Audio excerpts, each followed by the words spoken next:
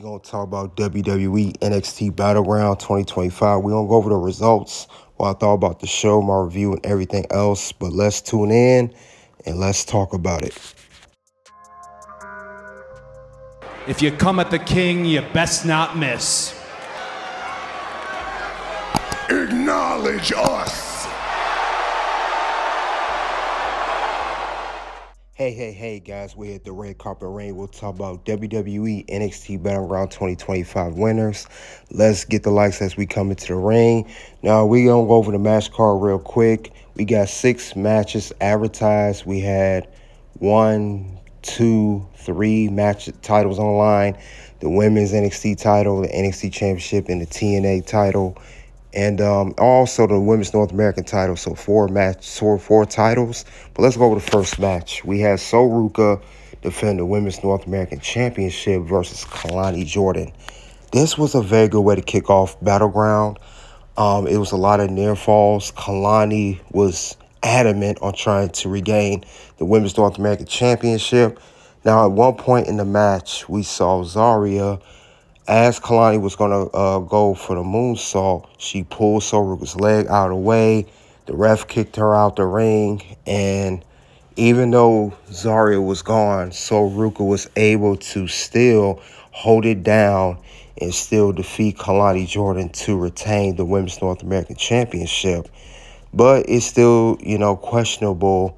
It's going to be something going on between Zarya and Ruca. Because, Ruca want to do everything on her own. She don't want to cheat.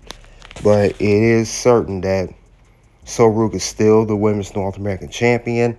And I still see a rivalry between herself and Zarya down the line because I still think Zarya has aspirations on becoming the Women's North American Champion. It's either Ruca's going to turn heel also with Zarya, who's leaning towards heel, to turn heel, or they're both going to rival against each other. So either way could go down. But I don't see Ruca being a heel. But Zarya is definitely leaning towards heel. She's acting like a heel for the past several weeks. So expect a rivalry between Ruca and Zarya, and they tag team breaking up, unfortunately. Now let's go on to the next match. We had a 6-man tag match. We had Hank and Tank with Josh Briggs versus the Calling.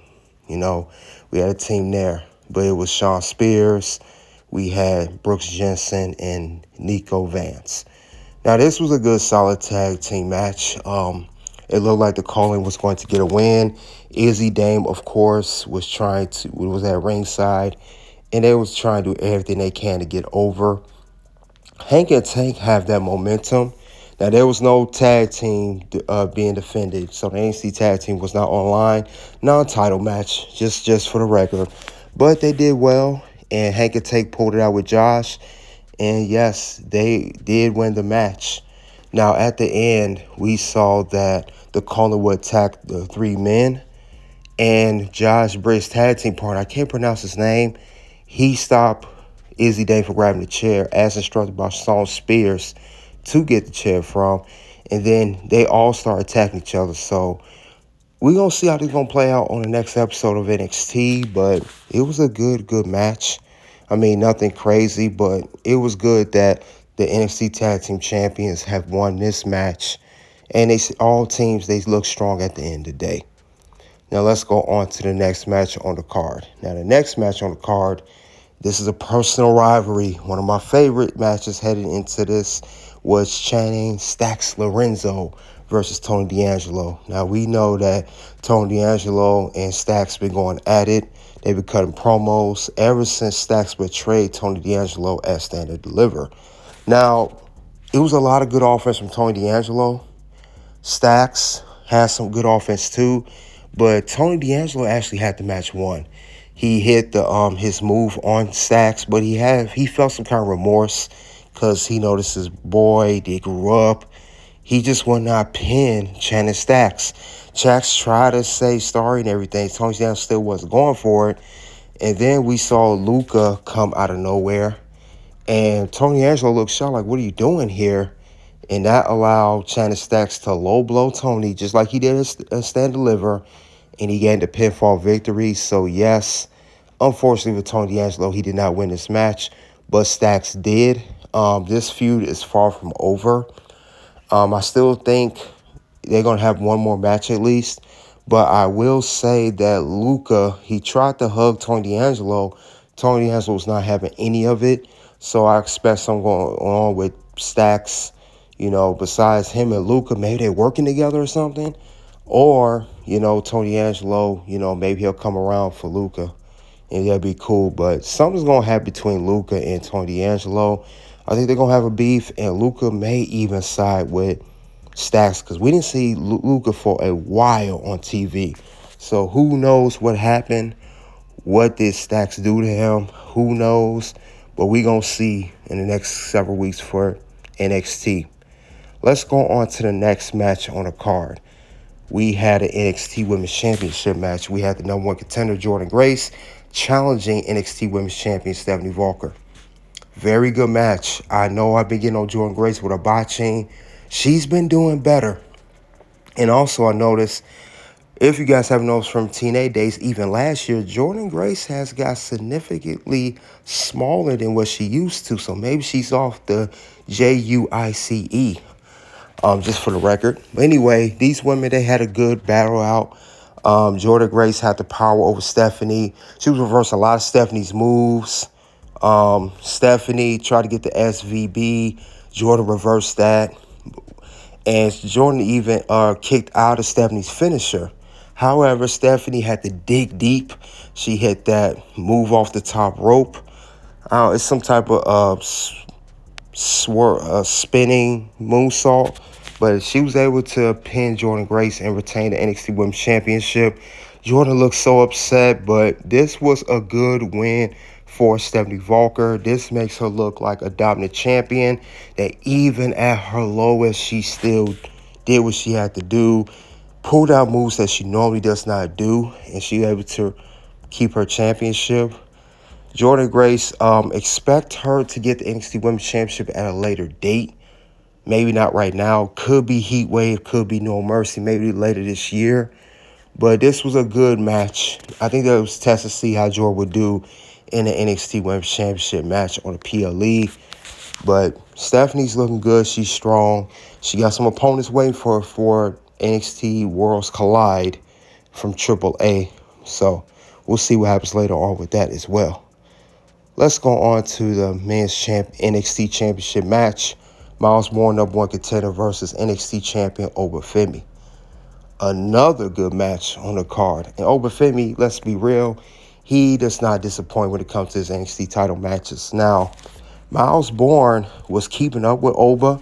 He even had some near falls on Oba. A lot of offense from Myles Borne. He even impressed me. He hit the power slam, Randy Orton-esque. He reversed the fall from Grace from Oba Femi a couple times.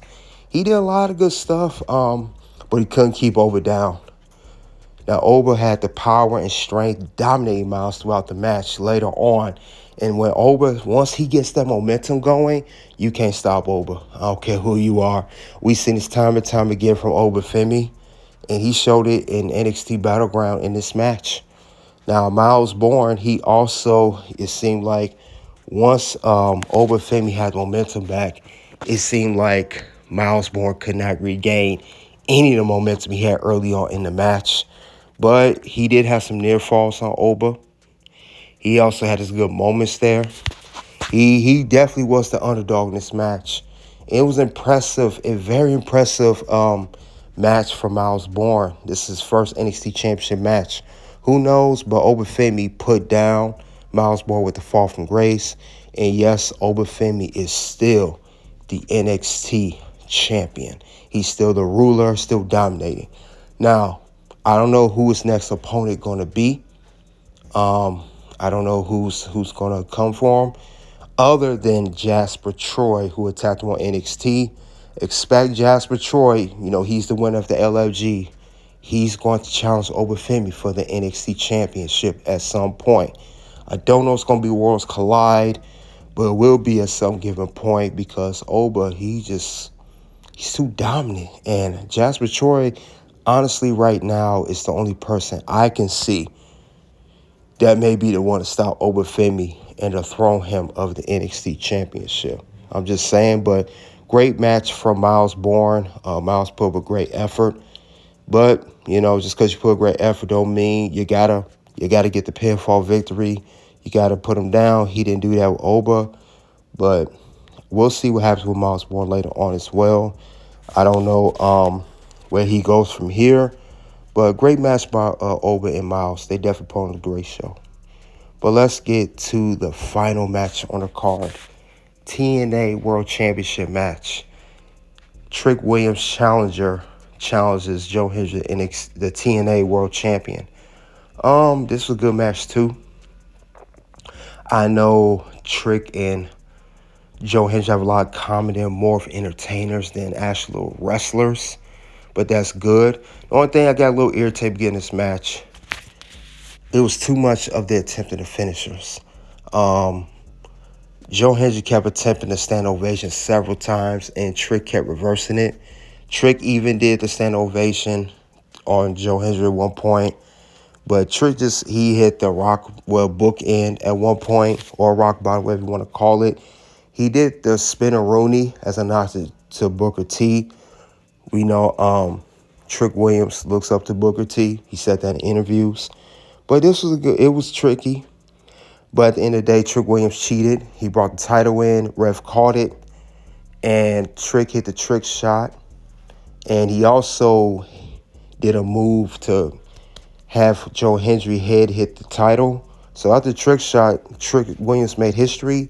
He is the brand new TNA World Champion. The first time ever an active WWE superstar has held the TNA World title.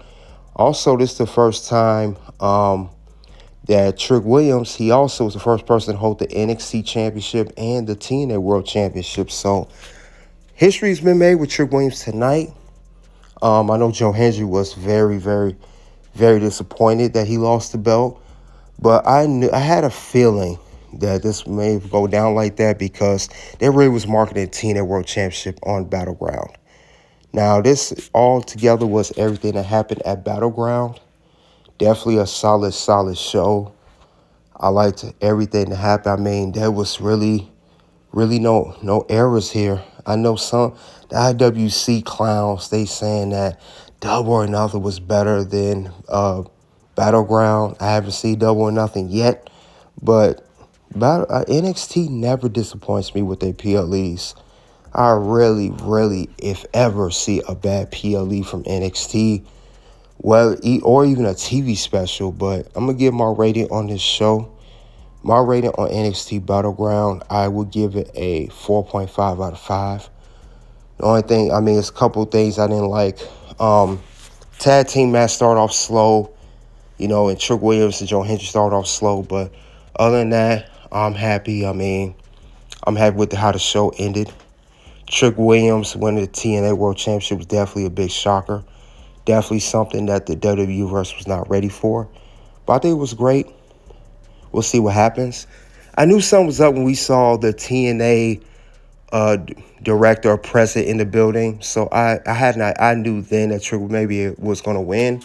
But that's all I have for NXT Battleground 2025 winners. You guys let me know what you think of the show. We got NXT Worlds Collide next 2 weeks. Same weekend as WWE Money in the Bank in Los Angeles. So we'll see what title's going to be defended and what matches we're going to have. Check out the content here at Red Carpet Ring. Click the video below. Until then, guys, you already know what it is at this point. It's OUT.